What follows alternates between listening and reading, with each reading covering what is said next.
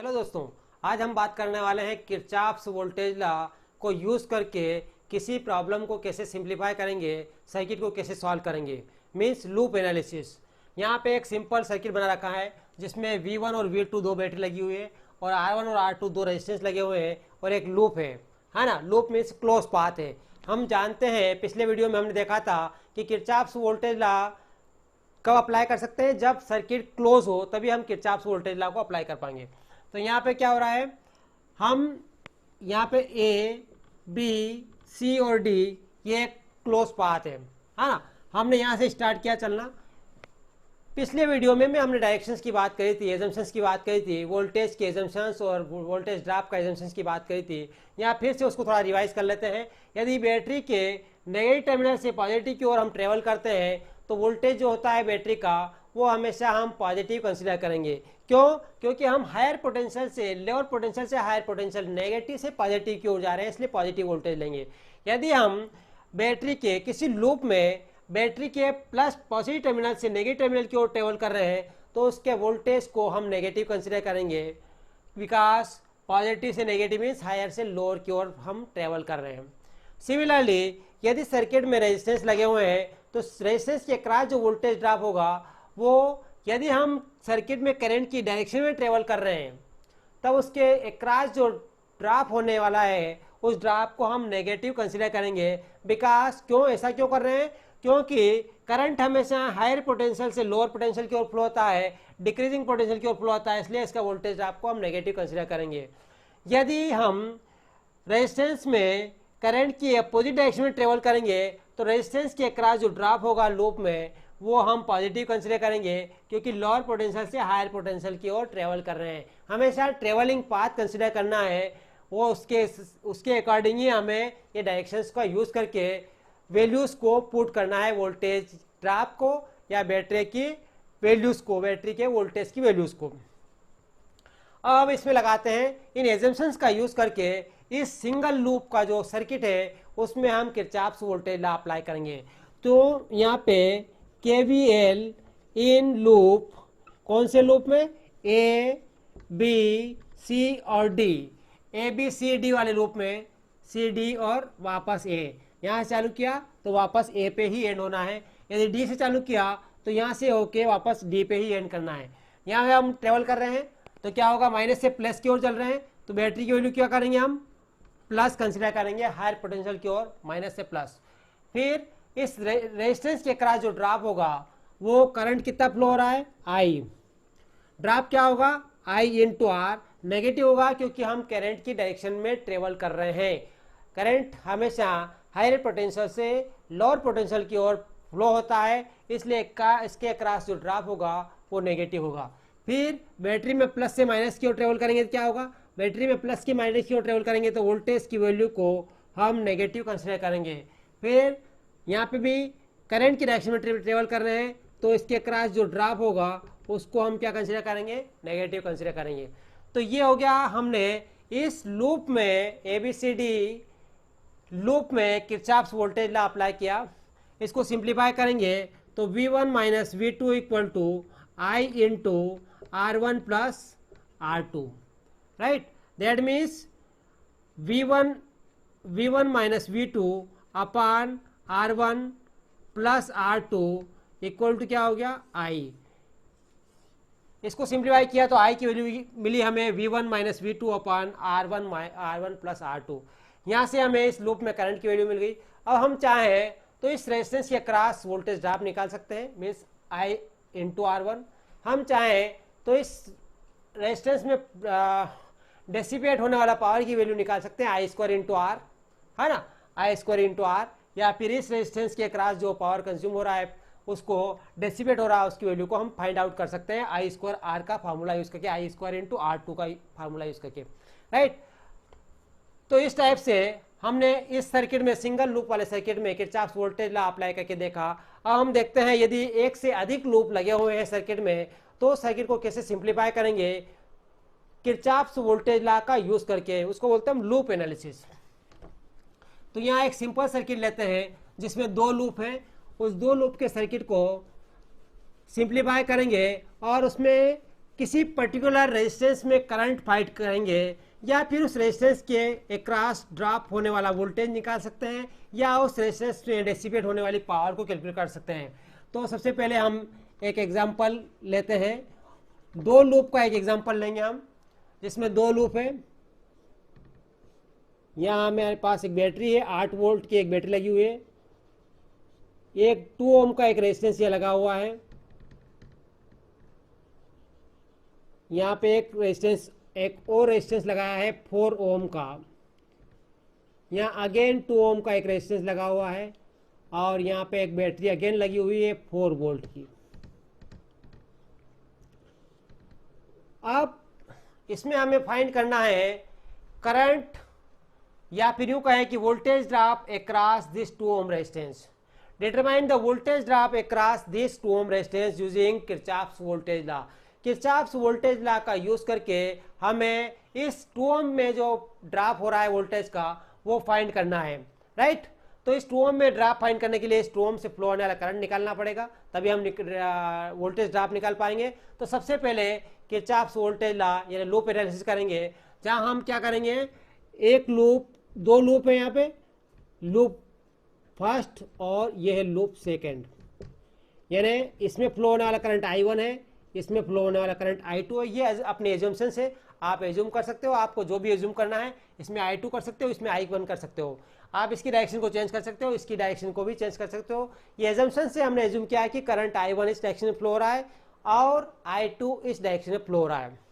Now अब ये minus से प्लस है, ये प्लस से माइनस है, एजम्पशन ऑलरेडी अपन ने पहले देख चुके हैं, तो उनका यूज करके हम किरचॉफ्स वोल्टेज लॉ अप्लाई करेंगे।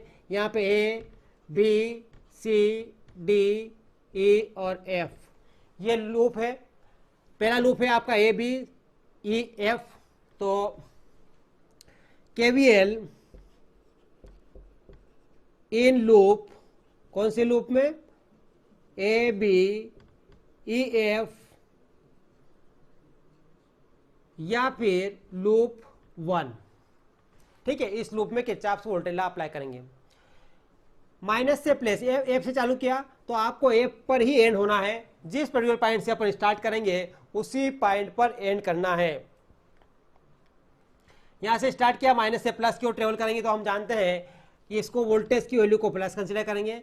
करंट की डायरेक्शन में हम चल रहे हैं, तो यहाँ पे हम एज्यूम करते हैं यहाँ पे कि आपका जो वोल्टेज ड्रॉप है वो नेगेटिव होगा, I1 इंटू 2। फिर इसमें चले अपन -4 इंटू, इस लूप में चल रहे हैं तो I1 की वैल्यू पहले कंसिडर करेंगे, -I2। ये -I2 क्यों आया, क्योंकि I1 जो है ऐसे फ्लो हो रहा है और I2 ऐसे फ्लो होगा, मतलब ऐसे फ्लो होगा। I1 से I2 की डायरेक्शन अपोजिट है, इसलिए यहाँ पे मैंने -I2 लिखा है, +I2 नहीं लिखा है। यदि इस लूप में करंट की डायरेक्शन ऐसे एज्यूम करते हैं, तब I1 भी ऐसे फ्लो हो रहा है और I2 भी ऐसे फ्लो हो रहा है, तब उस केस में हम I1 + I2 कंसिडर कर सकते थे। यहाँ पे = 0, ठीक है। यहाँ से चले और यहीं पर हमने एंड कर दिया, पूरा कंप्लीट हो गया पाथ। अब यहाँ पे क्या हो गया, -2I1 और -4I1 मीन्स -6I1, -4 -2 -4 -I2, तो क्या हो गया, +4I2 = -8, राइट। ये 8 उधर जाके क्या हो जाएगा, माइनस। हमने क्या किया, मल्टीप्लाई कर दिया इसमें, किसका, डिवाइड कर दिया 2 से, तो 3I1 + 2I2 -4, ये इक्वेशन हो गई 1। 2 से डिवाइड करेंगे 3 हो जाएगा, 2 से डिवाइड 2, 8 में 2 से डिवाइड करेंगे तो 4, ठीक है। ये इक्वेशन हो गई 1। अब हम अप्लाई करेंगे KVL in loop second, that means B C D E B. तो KVL in loop second, that is B C D E B, क्या हो जाएगा, यहाँ चालू किया हमने, करंट की डायरेक्शन चल रहे हैं तो वोल्टेज ड्रॉप क्या होगा, -2 इंटू I2 प्लस से माइनस मतलब डिक्रीजिंग पोटेंशियल है तो -4, फिर -4 करंट की डायरेक्शन में ट्रेवल कर रहे हैं इनटू I2 पहले कंसीडर करेंगे माइनस करंट I2 ऐसे फ्लो हो रहा है, I1 ऐसे फ्लो हो रहा है तो -I1 इक्वल टू 0। तो यहाँ क्या हो गया -2I2 और -4I2 कितना हो गया -6I2 और -4 -I1 कितना हो गया +4I1 -6I2 equal to 4, right, equal to क्या हो गया 4।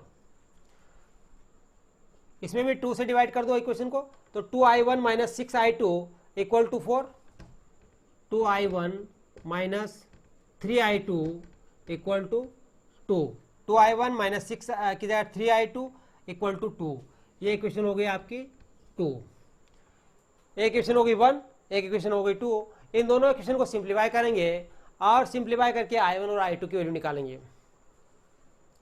तो यहाँ पे अपन सिंप्लीफाई करते हैं इनको 1 बाय 1। इसको मैं फिर से लिखता हूँ मैं -3I1 plus 2I2 equal to -4। ये I1 है, फर्स्ट इक्वेशन है ये, और सेकंड की कौन सी है -2I1 -3I2 इक्वल टू 2। ये इक्वेशन नंबर 2। ये दोनों इक्वेशन हमने यहाँ से लिख ली। फिर अब इन दोनों इक्वेशन को सिंप्लीफाई करेंगे। यहाँ अपन 2 से मल्टीप्लाई कर देंगे और इक्वेशन को 3 से मल्टीप्लाई करेंगे तो आपकी कितना हो गया 6I1 plus 4I2 equal to 8। ये हो गया 6I1 minus 9I2 equal to 6, minus plus cancel हो गया, -5I2 इक्वल टू -2, माइनस से माइनस कैंसिल तो I2 इक्वल टू हो गया 2/5 ampere.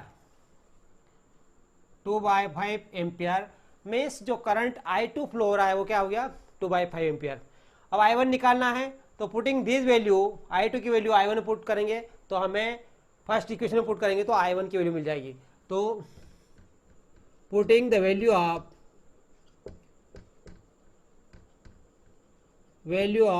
I2 into equation 1।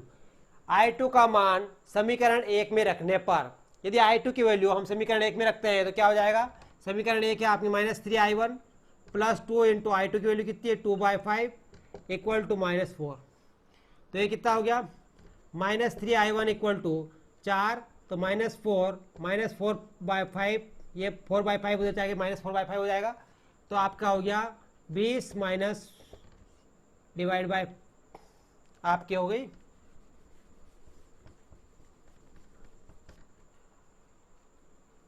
-24 divide by 5। तो I1 क्या हो जाएगा, माइनस माइनस कैंसिल हो गया, I1 हो गया 24 डिवाइड बाय 3 इंटू 5 तो 8 डिवाइड बाय 5 एम्पियर। I2 था आपका 2/5, I1 आया आपका 8/5 एम्पियर। अब देखिए, अब हमें निकालना क्या था, हमें निकालना है voltage drop across this 2 ohm resistance. इस 2 ओम के अक्रॉस जो वोल्टेज ड्रॉप है वो निकालना है। तो उसको कैसे निकालेंगे, voltage drop across 2 ohm resistance कैसे निकालेंगे, इक्वल टू, मान लीजिए यहाँ पे वोल्टेज ड्रॉप हमने मान लिया V1, तो V1 equal to I2 into value कितनी है 2, I2 की वैल्यू कितनी है आपके पास 2/5, तो 2/5 इंटू 2 मीन्स 4/5। ये V1 आपका जो 2 ओम रेजिस्टेंस के अक्रॉस जो वोल्टेज ड्रॉप है वो कितना आ गया 4/5 वोल्ट, है ना। इस लूप में फ्लो होने वाला करंट मिल गया आपको, इस लूप में फ्लो होने वाला करंट मिल गया, इसके अक्रॉस का वोल्टेज ड्रॉप मिल गया। यहाँ का वोल्टेज ड्रॉप आप निकाल सकते हो I1 इंटू 2, और आप चाहें तो इस 4 ओम के अक्रॉस भी वोल्टेज ड्रॉप निकाल सकते हो। 4 ओम में जो फ्लो होने वाला करंट है वो I1 minus I2 into this 4, तो हो जाएगा voltage drop across 4 ohm resistance. इस प्रकार हमने आज देखा एक सिंपल सर्किट को किरचॉफ्स वोल्टेज लॉ का अप्लाई करके कैसे सिंप्लीफाई करते हैं। ये 2 लूप का सर्किट था। यहाँ पे यदि नंबर ऑफ लूप्स इंक्रीज हो जाए, 2 की जगह 3 हो जाए, तब आपकी 3 इक्वेशन, यहाँ पे 2 इक्वेशन बन रही थी, वहाँ पे 3 इक्वेशन बनेंगे। तीनों इक्वेशन को सिंप्लीफाई करेंगे और तीनों करंट फाइंड आउट करेंगे, और उन करंट फाइंड आउट करके करके अपन किसी पर्टिकुलर ब्रांच का करंट या किसी पर्टिकुलर ब्रांच में किसी रेजिस्टेंस के क्रॉस का वोल्टेज ड्रॉप या उसमें होने वाला पावर कंजम्पशन निकाल सकते हैं। Thank you.